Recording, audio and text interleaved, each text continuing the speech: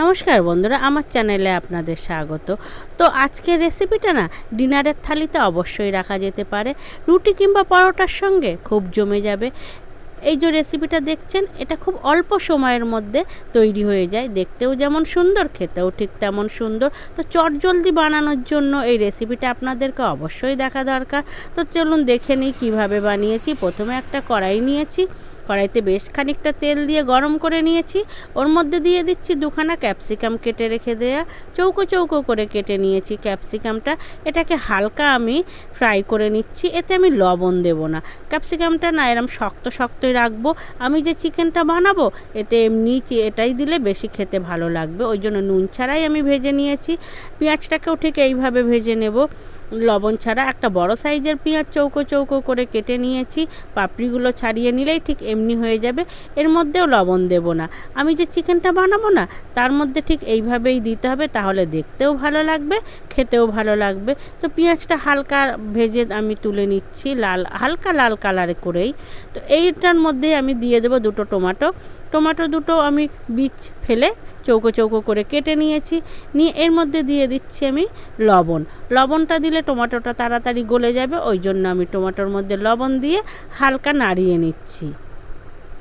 এতে দিয়ে দিলাম আরেকটু তেল অল্প হয়ে গেছিলো তো ওই জন্য আরেকটু তেল দিয়ে দিচ্ছি, দিয়ে টমেটোটাকে ভালো করে ভেজে নিচ্ছি। নিয়ে এর মধ্যে দিয়ে দেব আমি বোনলেস চিকেন, চৌকো চৌকো ছোট ছোট করেই কেটে নিয়েছি আমি। নিয়ে এটাকে আমি ভালো করে নাড়িয়ে নিচ্ছি।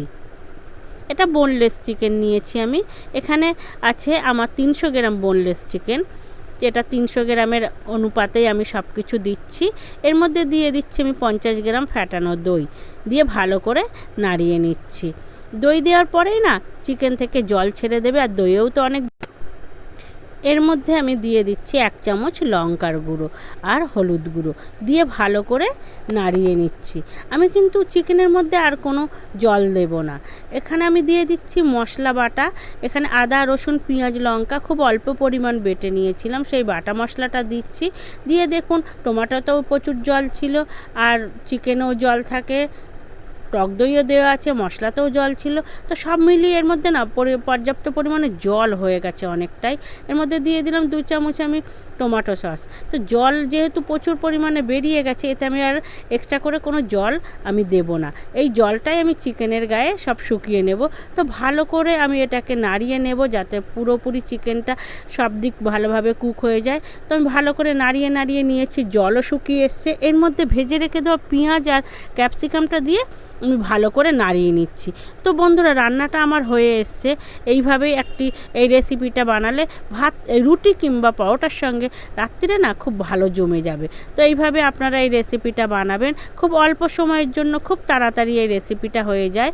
তো আমার এই রান্নাটা আপনাদের ভালো লাগলে একটা লাইক অবশ্যই দেবেন, আর বাড়িতে এইভাবে বানিয়ে খাবেন। আমি বলছি খেতে খুব টেস্ট হবে, রুটি কিংবা পরোটার সঙ্গে জমে যাবে।